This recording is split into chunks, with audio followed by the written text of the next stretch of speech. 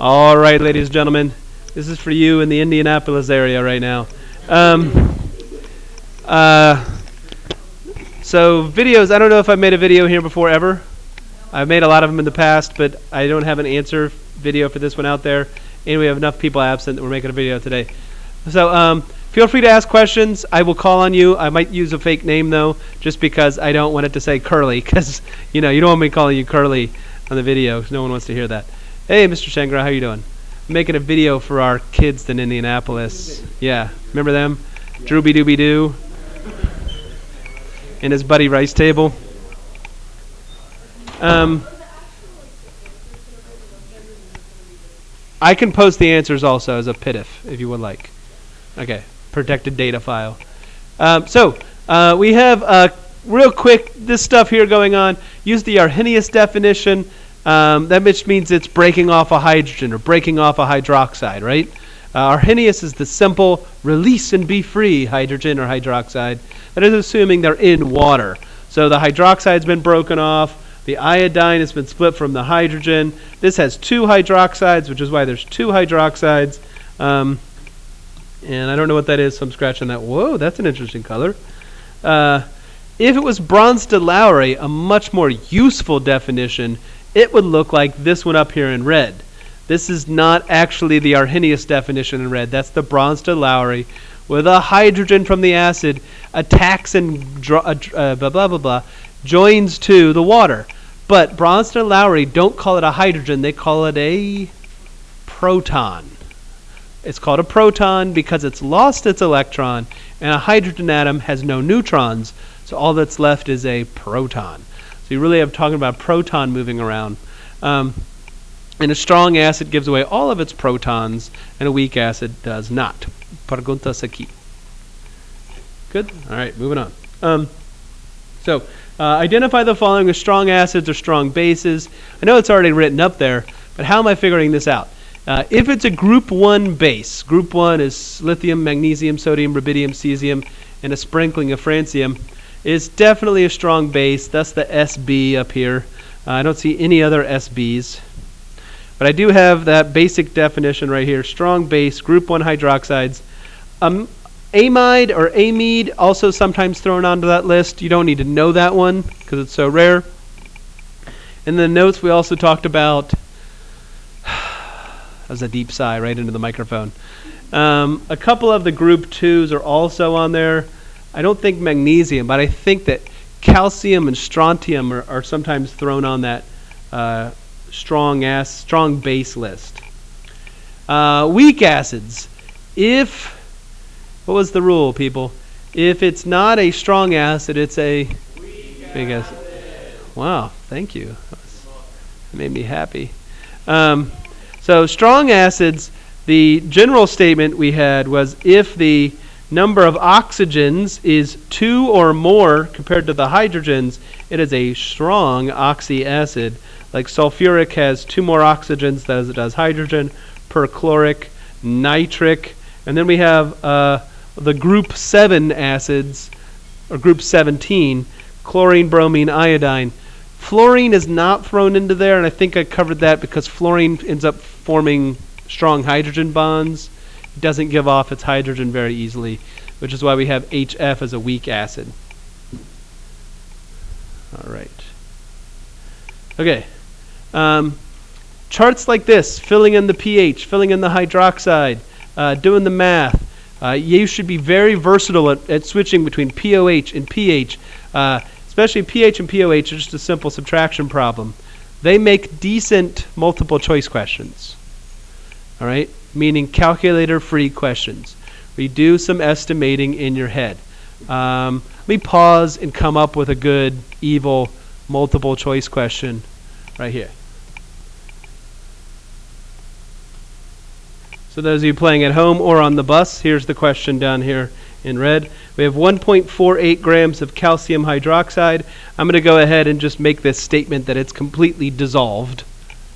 Completely dissolved. Freeing a lot of what? Hydroxide. Ooh, dangerous. Is dissolved in 1 liter of water. What is the pH? So it's grams, so we have to change it to moles, right? I'm going to have to divide by the molar mass. Most of the multiple choice questions are rigged in some way. The numbers are simplified. The molar mass for this is 74. If you did 148 divided by 74, what would the answer be? 148 divided by 74 would be 2. 2. Now this is 1.48, which makes it 0.02, doesn't it? Right? Just move the decimal over 2 spots. Now that's the moles. We divide that by the... Oh wait, that's the moles of the compound. How many hydroxides are in there? 2. So I have to double that value so that I'm reflecting the right number of hydroxides. So it's actually 0.04 molar hydroxide. I didn't think of that a second ago when I made this question, so I just made it a bit harder on myself. What's the volume? 1. What is 0.04 divided by 1? Okay, now my advice would be to now write this in scientific notation. 4 times 10 to the minus 2. Because when you take logs, logs are more focused on that part than they are the number beforehand. So in my head, I'm expecting the POH to be 3 something, a little bit above 2. 3 something. And if the POH is 3 point something, then the pH is 10 point something, isn't it? The somethings would add up together. So I'm looking for a pH in the 10s. Does that gel? Lastly, when I'm looking at my multiple choice answers, I'm looking for a pH that's basic. Why? Because it's a base. Yeah. You can typically eliminate 2 of the answers just because they're acidic or very close to neutral. Cool? And then you can kind of do a little bit of estimating from there to kind of figure it out. So if you take the negative log of negative 10 to the negative 2, you'd get 2. This is greater than that, so you end up getting a 3 point something or other. And I don't mean maybe 3.11, so it's 10.85. I just kind of made those numbers up down there. Cool? The numbers are always rigged, though. Sometimes it's not terribly obvious because 1.48 doesn't look like it goes into 74. So cover up the decimal and make the number easier on yourself. I did record all that. Good? Good. I would hate to have to say it all again because I've already forgotten it. Going back and forth, figuring out acidic or basic. Clickety click. What are we doing here? Solutions prepared by mixing this with this. Calculate the hydrogen and the pH. The evil thing about mixing 2 solutions together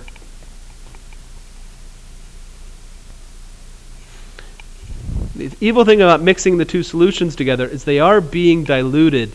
You have to calculate how many moles of hydrogen and how many moles of hydrogen and add them together. I added it in a weird spot there.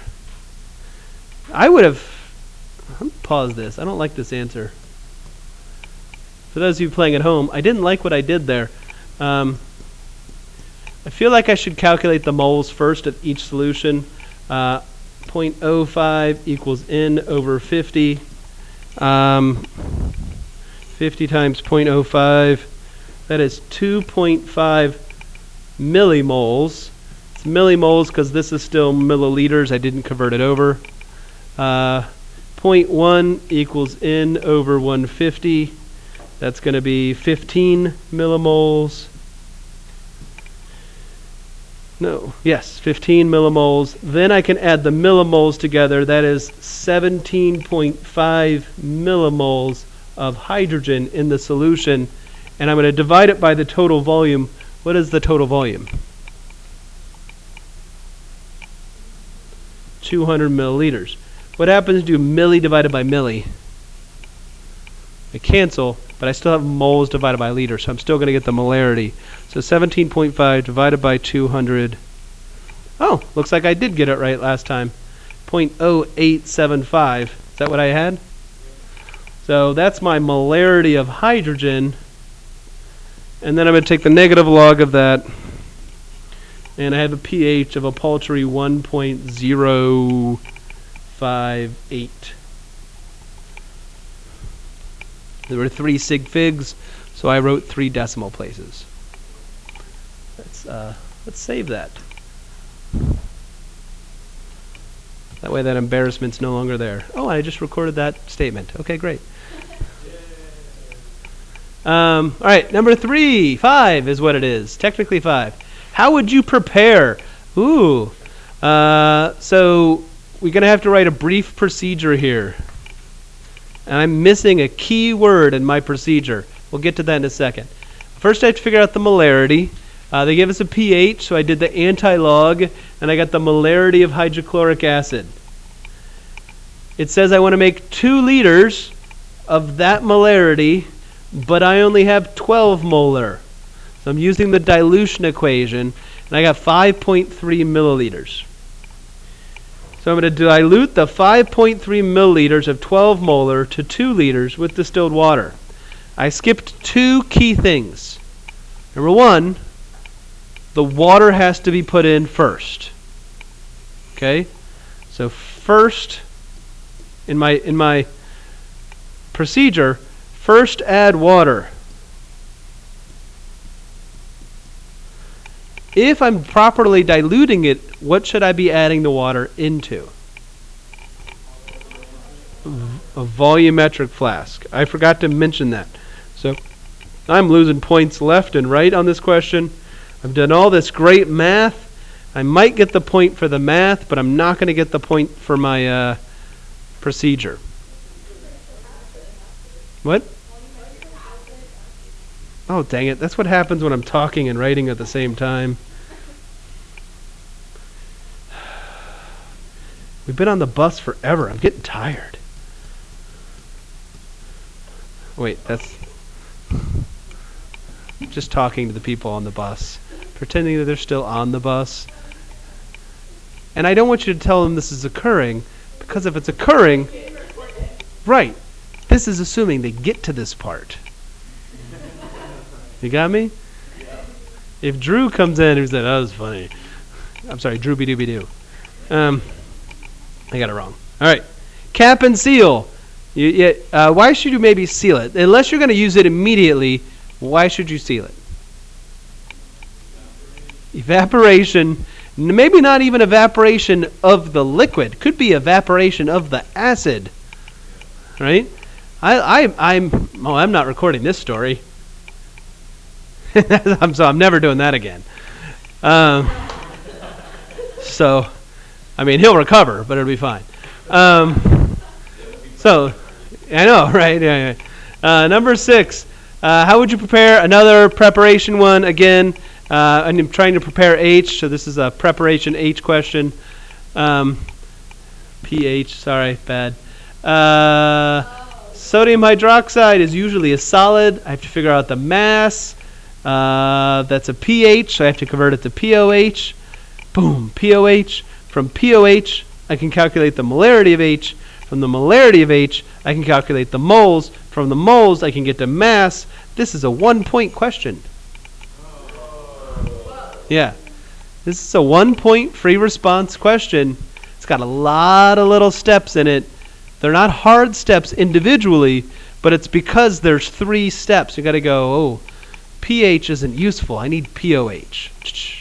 POH can be converted to molarity. Good. Molarity and volume can be converted to moles. Moles can be converted to grams. Now I know how many grams of sodium hydroxide. That's a stupidly tiny amount, isn't it? We don't have a scale that does that. It does this 4, but it doesn't do the 5. Yes, Josie.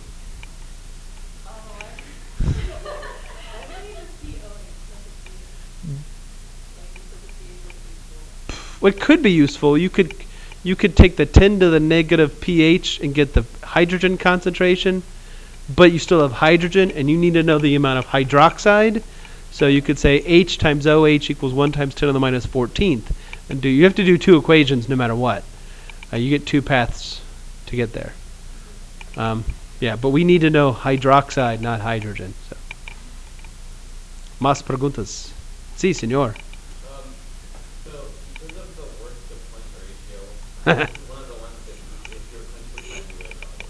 You got that right, man. If you're crunched for time, you might look at this and go, That's 1 point.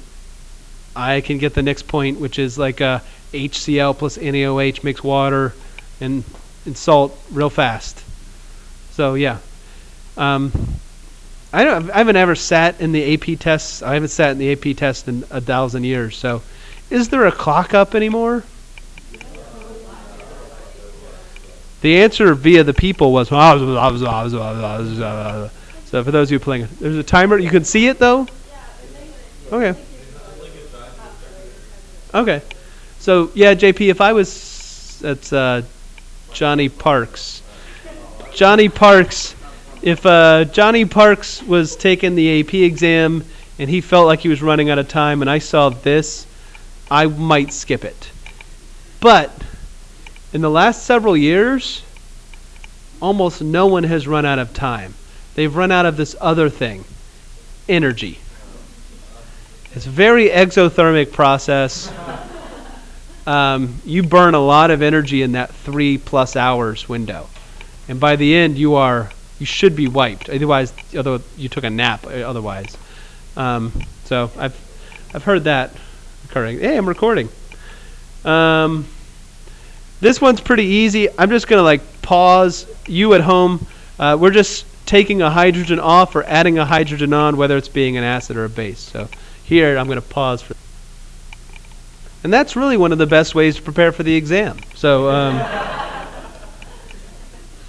here we just have more conjugate acid-based stuff, figuring out who's given it off, carefully reading through the reaction and identifying pieces. I have seen questions like this on the AP exam where they're like, which molecule is behaving like the conjugate base or the conjugate acid or something like that? Or even, identify the acid conjugate base pair. So they're looking for the thing that's the acid and its conjugate base. That's not uncommon. Pretty easy question that a lot of people strike out on because they don't go, that's the acid, that's its conjugate base. They are a pair. It's Jared with hair, Jared no hair, whoever that is. It's talking about the guy from Subway, I guess. It's before and after. No, that's bad. All right, let's move on. Got super. Hey, it's page B. Yay! On this one here, we finally have some rice to discuss. Not long grain, but the regular rice tables. So we have a bunch of questions here. We have to figure out the concentration of all species. What are the units for concentration? Molarity. Yeah, not molality. We don't do molality. We'll do molality after the AP exam.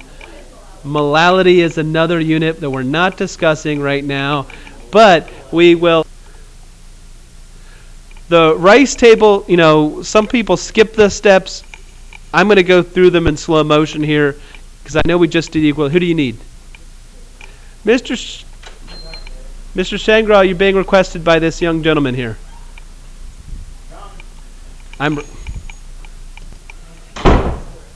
Sorry, that was a brief interruption there. It's okay. Everyone's fine.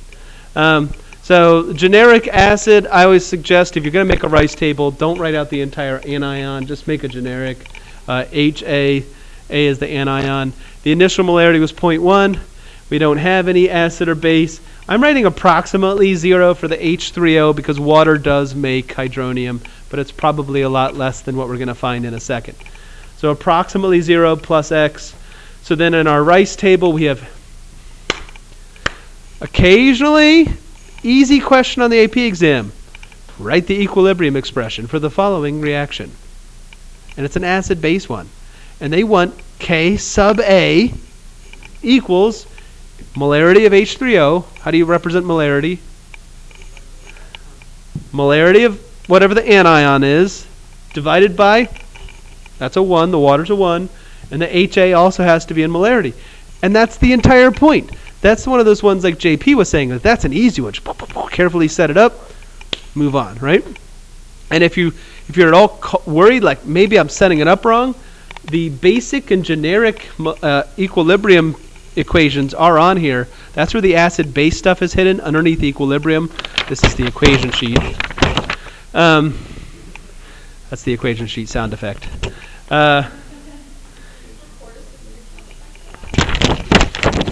Yeah. So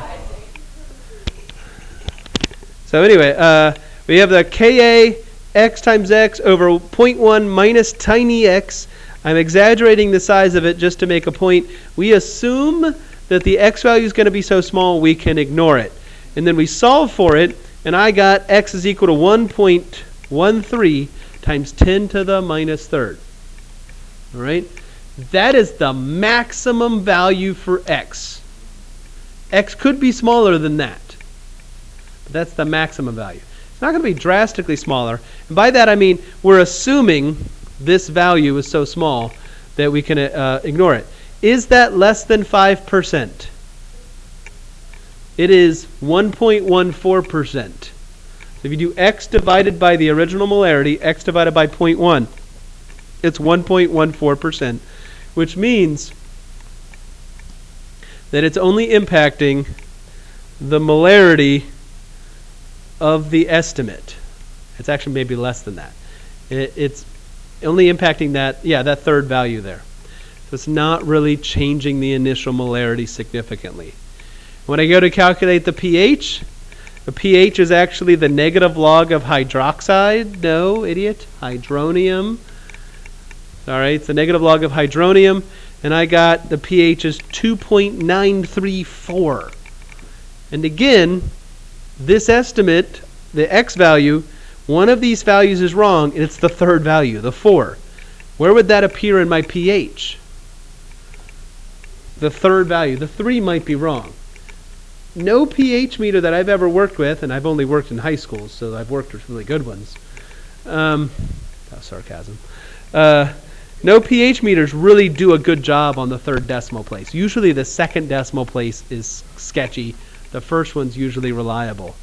Our pH meters, when we're doing the pH lab, and if it's fluctuating like crazy, don't write it down.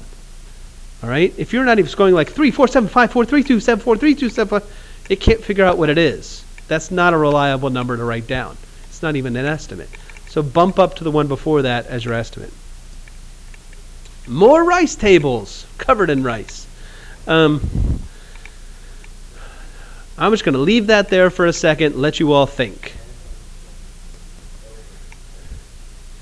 The ever observant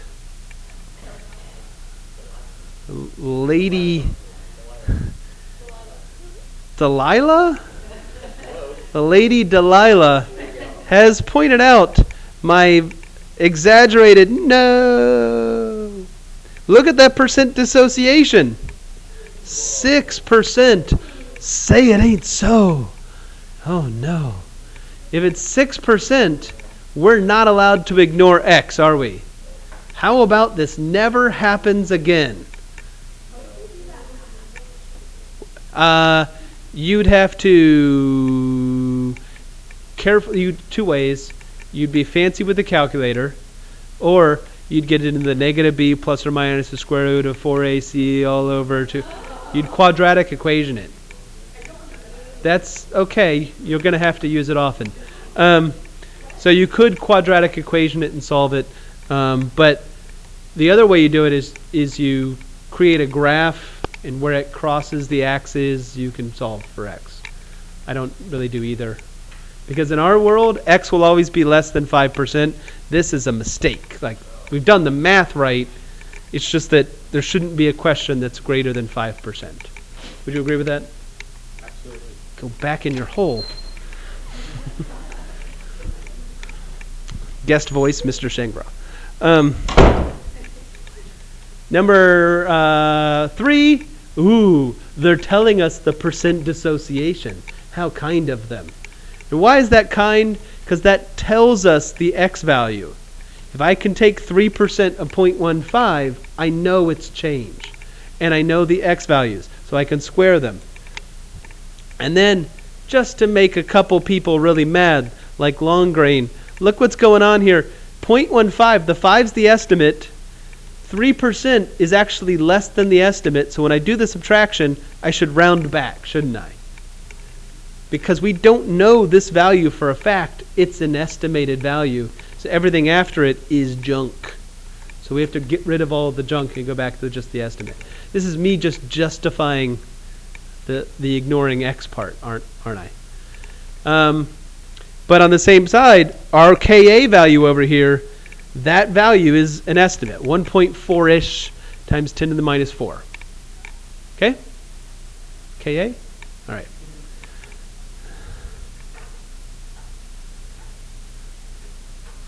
Not uncommon for them to also ask you what's the pH. Since you know the percent dissociation, it's real easy to get to pH. You just take the negative log of however much dissociated off. You've got the pH, which I have as 2.35. It's a very weak point, so make it bigger. Clickety click. Oh, another one. Formic acid, initial concentration, pH of. Ooh, they've told us the pH. How would that fit into the rice table? So far we've seen 3 different types of rice tables. So you need to be prepared for 3 different types of rice tables. The first one was, here's the Ka, figure out the pH or something like that. The second one was, here's the percent dissociation, figure out the Ka. This one is, here's the pH. Now figure out the K and the Ka. We don't need both. Ah, no. Figure out the molarity. Sorry, I skipped that part. Don't know the molarity. But with the pH, I can go 10 to the negative pH, and I have the X value. I have how much is dissociating. And then I have equilibrium constant equals how much dissociated squared over the unknown value. Guess what assumption we're going to make here with that something minus X? Something is way bigger. And so when I solved for it, I got 0.024. And 0.024 isn't drastically big enough, is it? Ew, disgusting. There really should be a much more extreme for a question we would ask, though. So that's the only problem with this, is I wish this Ka value, I wish they had picked a different acid, because formic acid's a decently strong acid. I wish it was weaker.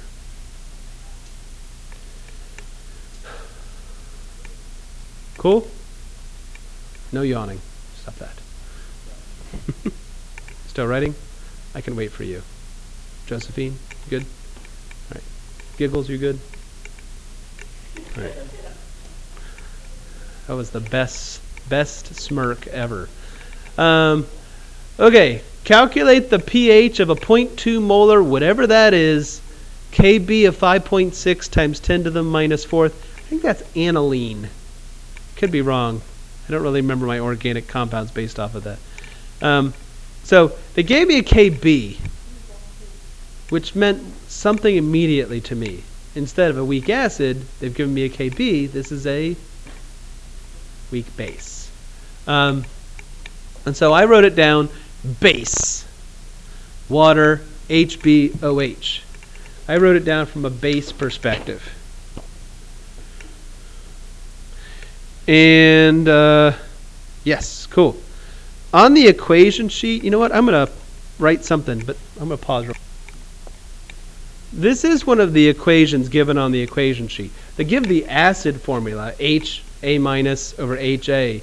But this one's probably more useful in your panic, because we get so used to seeing acid questions that the base ones don't come up often. Even for me, I'm like, wait, how to deal with the base? Everything's backwards. What do I need to do? And it's real nice to go to the equation sheet and find your center. You go, okay, Kb, it's about hydroxide. Oh, the base has gained a hydrogen. The base is the thing that didn't have the hydrogen. And kind of find where to start by going to that equation sheet, and it feels like a warm blanket. It keeps you a little bit safe. And then there's a bunch of other equations on there that you don't need nearly as much. So this one is a base equation. So I don't know HB or OH, so they're both X. 0.2 minus X is probably equal to 0.2. I got 0.01. Ew, 5.5% dissociation. Again, just barely too high, right? I'm not going to make us go back and recalculate it. It's not terribly different.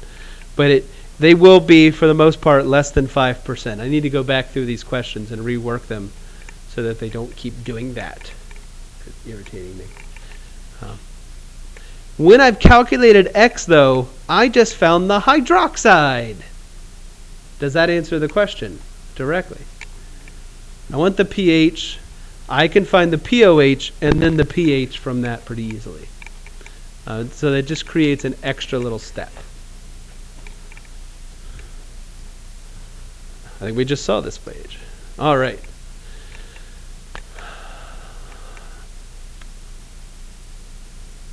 I think I decided to skip this one because I've done a bunch of them already. It's the same idea. You have the ion. It's going to shift over. I'm done doing it. Am I okay for skipping this one? Very good. All right. Worksheet C. Determine the HOH of the following solutions. This is where it gets, whoa. Because now we're dealing with salts. Not dealing with a hydrochloric acid or anything that obviously has acid or anything that obviously has base. This salt goes into water and it breaks apart into potassium and to chlorine. And these two potential equations could occur. Potassium and water, the potassium could steal hydroxide. When it steals hydroxide, it frees hydrogen. True? And that free hydrogen could cause the pH to go down. Chlorine can react with water and steal hydrogen, freeing hydroxide, causing the pH to go up, become basic. But what about these two other things they made? Tell me about KOH. How strong of a base? Weak base or strong base? It's a very strong base. This strong base is going to go right back, thus the intense orange arrow pointed left. And we've also made HCl, kind of a strong acid. It has a reputation. So it is going to shift back intensely. These two ions in water don't impact the pH because they're conjugates. They are very weak conjugates of strong bases and strong acids. So these guys here are very weak acids and bases, which is why we expect the pH to be 7. Is that pretty confusing? Giggles? Yeah. Number B. Yeah, that happened. So do I need to go over the potassium scenario again? Yeah, she's giggles. Yeah. Yeah, she's giggles. No, you're not giggles. I said she. I didn't. I would never. Frankie, I did not do that. Everyone knows we call you Frankie. That's your given name. They also can't hear you, so you talking right then is like, it's like listening to the Peanuts teacher.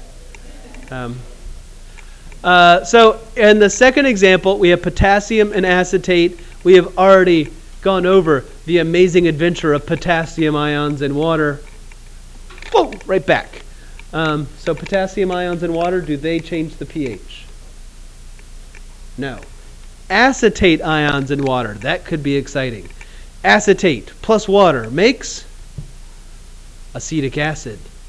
Acetic acid, strong or weak? Weak. So does it go back? No. Can you see the tiny orange arrow that's almost invisible? Tiny orange arrow. If you draw attention to it for you players at home, it does go back, but just barely. So this reaction would proceed forward, freeing hydroxide. What would happen to this solution's pH? Would go up. It would become basic. It would become basic not because of the potassium, but because the acetate is going to react with the water.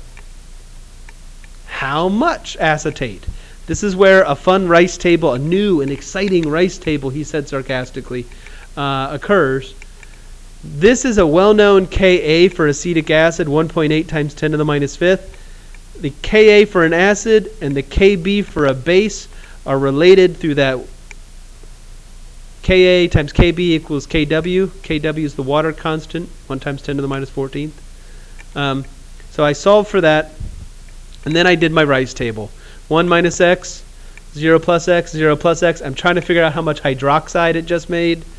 Over here on the right, I got my Kb equals x squared 1 minus x. Woo, woo, woo, woo, woo. And I have the amount of hydroxide. If that's the amount of hydroxide, where can I go from there? That's the amount of hydroxide. I can calculate a POH. I did. I got a POH of 4.6, which means the pH is, 9.4. Slightly basic, right? So this is the sort of thing we might see with the lab next time.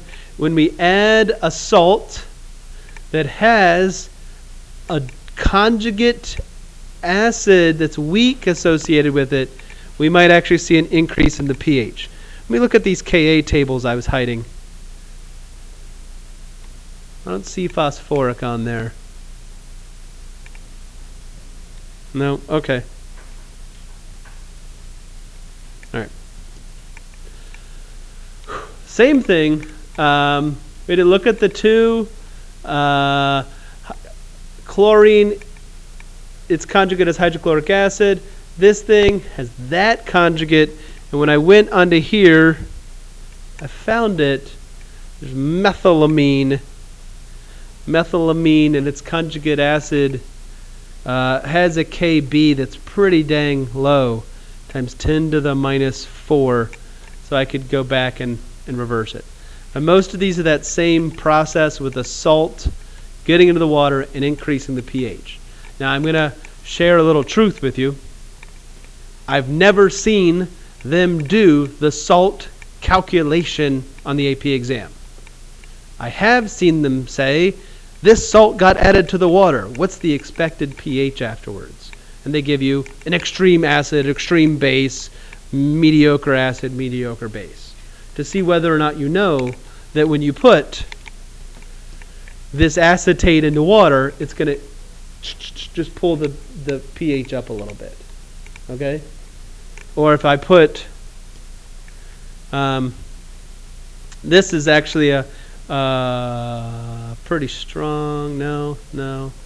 That's actually a pretty weak, so you might see a little bit of base from that. I mean a little bit of an acid from that. So I don't ever see those full-on long acid-base calculations unless it's the weak acid, strong, weak base just by itself. All right, I'm going to finish this out. It's the same idea. Which of these salts would cause a pH of 8.07? I looked at two possibilities. Kind of nasty math to get to that, though. You go through all the hydroxide stuff. You'd have to do it again and again and again. It's pretty ugly. Now, I got sodium fluoride was the right choice. The fluorine just barely kicked it up to the right pH. Where I don't see where the final answer is.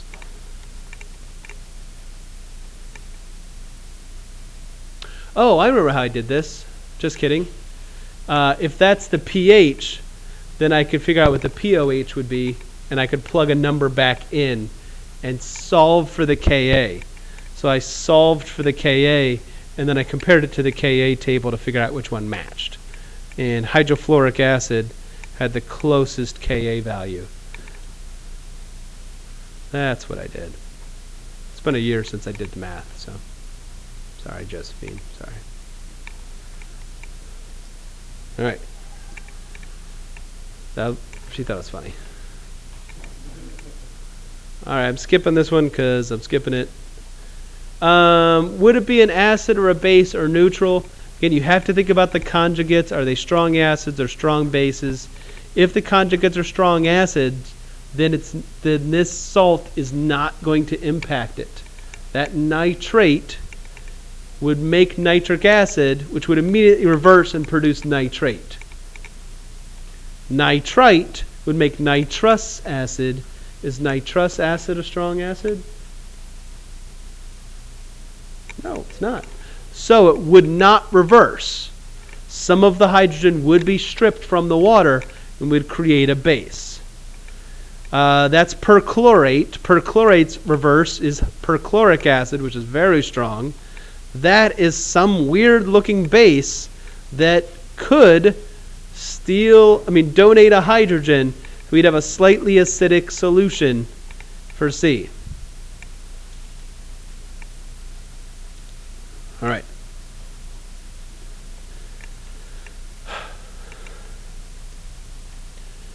Part D, stepwise. I'm not on the step team, but I can do the stepwise reactions here. All that means is you break it apart into multiple steps. You take one hydrogen off, use the first Ka, take the second hydrogen off, and calculate the second Ka. The second one is the easiest one because the amount of hydronium and the amount of your initial acid are both the same. They mathematically cancel each other out. The amount that dissociates is actually equal to Ka2. So, I'm slowing down. Anyone else slowing down? All right. Getting excited about the lab next time, though. Another polyprotic acid. Citric acid, how do you say that? Ascorbic? Ascorbic? Vitamin C. Vitamin C has two drastically different Kas. 10 to the minus 5 for the first hydrogen and 10 to the minus 12 for the second. That really means it doesn't give off much of the second hydrogen, does it? 10 to the minus 12. And when you calculate it, the first hydrogen comes off. That's the molarity from the first hydrogen. The molarity from the second hydrogen is 10 to the minus 12. Is it actually adding any additional hydrogen then? No. So it doesn't impact the pH. The second hydrogen does not impact the pH. Whew. All right. More Kas and K2s to a point where we don't need to do them all. I'm skipping some stuff. Bad jokes. One thing we did kind of skip, but it's not quite yet. We're going to do that next. We're going to do that after. Never mind. Okay, I'm done. Questions before I close this down? Yeah, Giggles, you have a question? Okay, that's a great one. I like that one.